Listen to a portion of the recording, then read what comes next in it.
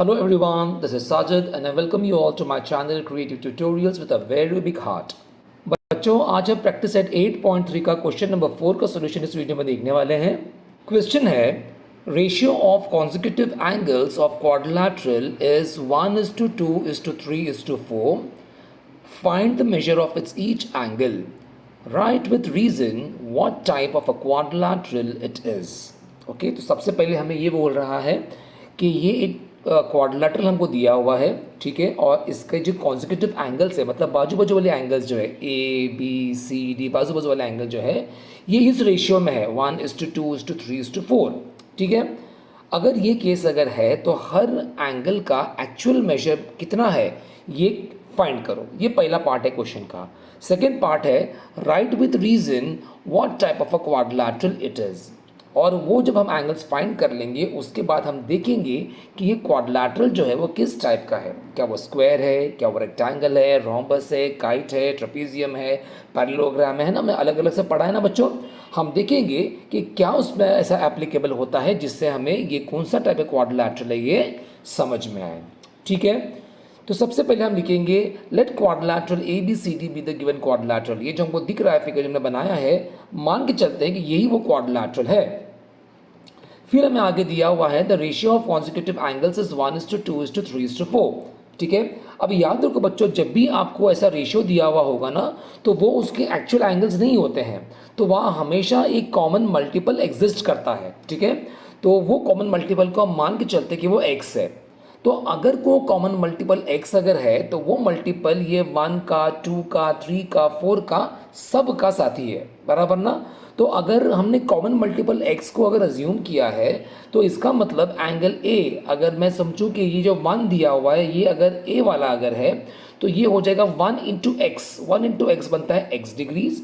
फिर जो है एंगल B, ये जो मेजर एंगल B जो है इसका रेशियो 2 में दिया हुआ है, बराबर ना। सो 2 इंटू एक्स बनेगा 2x डिग्रीज। उसी तरह C का बनेगा 3x डिग्रीज और D का बनेगा 4x डिग्रीज, ठीक है। इतना समझ में आ गया, परफेक्ट।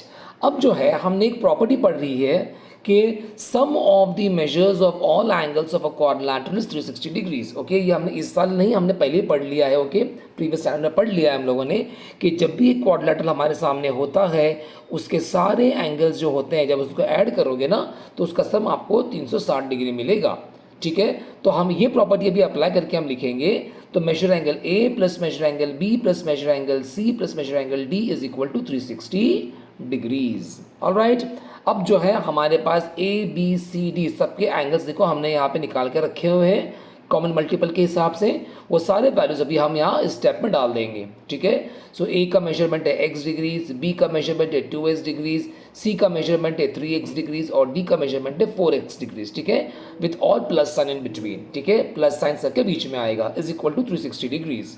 देयरफॉर ये सबको ऐड कर लो, x plus 2x plus 3x plus 4 सबको ऐड करोगे ना बच्चों तो आपको मिलेगा 10x degrees, that is equal to 360 degrees. Therefore अब ये 10 और x डिग्रीज जो है मल्टीप्लिकेशन मोड में है, जब भी ये 10 नंबर अपनी साइड चेंज करेगा तो नीचे डिवीजन में आ जाएगा, ठीक है। Therefore x degrees is equal to 360 degrees divided by 10 degrees. अब देखो ये 0 0 कैंसिल हो जाएगा तो आपके पास बचेगा 36, बराबर। मतलब x कितना मिल गया हमको 36 डिग्रीज। मतलब जो हमने जो कॉमन मल्टीपल जो हमने सपोज किया था कि x जो है उसकी वैल्यू हमको 36 डिग्रीज मिली हुई है, ठीक है। तो जब हमको ये मिल गया है तो हमें पता है कॉमन मल्टीपल के हिसाब से हमारा A जो एंगल था वो हमारा x था, B जो था 2x था और उसी तरह C और D का मेजरमेंट आगे चल रहा था, ठीक है। तो अभी हम ये x की वैल्यू जो है ना बच्चों हम यहाँ सब्स्टिट्यूट करके हम हर एंगल का मेजरमेंट निकाल लेंगे, ठीक है। तो सबसे पहले एंगल A हमारा x डिग्रीज है तो चूंकि हमको x की वैल्यू 36 मिली है तो मेजर एंगल A जो होता है ये हमारा x is equal to 36 degrees होता है, ठीक है। फिर मेजर एंगल B हमने देखा था कि 2x डिग्रीज है तो चलो वो लिखेंगे 2x is equal to 2 multiplied by x कितना मिला 36, इसको मल्टीप्लाई कर लो आपको मिल जाएगा 72 डिग्रीज, ठीक है। फिर मेजर एंगल C हमको मिला था 3x डिग्रीज, जो 3x क्या हो जाएगा 3 इंटू एक्स इज 36 डिग्रीज, इसको मल्टीप्लाई कर लो आपको मिल जाएगा 108 डिग्रीज। फिर मेजर एंगल D हमको 4x मिला था, ठीक है। तो 4x क्या हो जाएगा 4 इंटू एक्स, इसको मल्टीप्लाई कर लो आपको मिल जाएगा 144 डिग्रीज। ठीक है, अभी ए बी सी डी सबके एंगल्स हमको मिल चुके हैं, तो एक अच्छा सा प्यारा सा बॉक्स बना दो बच्चों। ठीक है, और उसमें सबके एंगल एक साथ में लिख दो, तो क्योंकि इसको मार्क्स रखे हुए हैं। ठीक है, आधा मार्क मिलेगा इस पर आपको, मिलेगा मतलब एक्स्ट्रा तो नहीं मिलेगा आपको, लेकिन आप नहीं लिखोगे तो मार्क्स कट सकता है यहाँ पे आपका आधा। ठीक है, तो सबका अलग अलग आंसर्स लिख दो यहाँ पे। ठीक है, अब ये फर्स्ट पार्ट जो क्वेश्चन का था, find the measure of its each angle, हमारा ये पार्ट यहाँ पे पूरा हो जाता है। ठीक है, अब आगे का पार्ट आता है क्वेश्चन का, what type of a quadrilateral it is. Okay, और वो भी हमको रीजन के साथ में लिखना है। ठीक है ना, चलो अब ये वाला स्टेप जो है ना बच्चों, ये आपको नहीं लिखना है, ये चैट जीपीटी ने है ना पागल चले किया है, इसको एक्स्ट्रा लिखा है। ठीक है, तो इसको मैं कैंसिल कर देता हूँ। ठीक है, आपको वो पार्ट नहीं चाहिए। ऑलराइट, चलो आगे क्या है, अब हम लिखने वाले हैं measure angle B plus measure angle C is equal to 72 degrees plus 108 degrees is equal to 180 degrees बराबर। अब बी और सी का हमको मेजर मिल चुका है, देखो बी का मिला है 72, सी का मिला है 108, इसको ऐड कर दोगे तो आपको मिलेगा 180 डिग्रीज। ऑलराइट, और अगर हम फिगर में देखिए ये एंगल्स कहाँ पर है, तो देखो बच्चों फिगर में हमको दिख रहा है कि बी एंगल यहाँ पर है और सी एंगल यहाँ पर है बराबर ना। और ये दोनों भी जो है वो क्या है, वो बाजू वाले एंगल है, एडजेसेंट एंगल्स है वो, या फिर कॉन्जिक्यूटिव एंगल्स है वो बराबर। और इतना ही नहीं, अगर आप थोड़ा और अगर देखोगे ना बच्चा, तो आप देखोगे इसमें जो है ना, अगर मैं इसको अगर आगे अगर एक्सटेंड कर दूँ, इसको अगर मैं एक्सटेंड कर दूँ, उसी तरह यहाँ पर और यहाँ पर भी अगर मैं एक्सटेंड अगर कर दूंगा, तो ये दो पैरेलल लाइंस बन जाते हैं बराबर। उसमें जो है ये एक बन जाता है ट्रांसवर्सल उन लोग का, और ये एक बन जाता है ट्रांसवर्सल बराबर ना। तो देखो ये फिगर जो है ये दो पैरेलल लाइंस और दो ट्रांसवर्सल के बीचों बीच छुपा हुआ है। ठीक है, तो हमको इसको समझना है। और फिर हमने एक प्रॉपर्टी पढ़ा है कि अगर दो पैरेलल लाइंस है और अगर वो एक ट्रांसवर्सल से अगर काट रहा है उसको, तो उसके जो अंदर के जो एंगल्स जो बनते हैं ना बच्चा, एक ये वाला एंगल और एक ये वाला एंगल, ये दोनों क्या होते हैं, ये दोनों भी जो होते हैं ना वो होते हैं इंटीरियर एंगल्स होते हैं, और उनका सम जो होता है वो होता है सप्लीमेंट्री। ठीक है, तो मतलब ये जो हमको मिला हुआ है measure angle B plus measure angle C is equal to 180 degrees, ये बता रहा है हमको कि ये दोनों एंगल जो इंटीरियर एंगल्स बन रहे हैं ओके वो सप्लीमेंट्री है।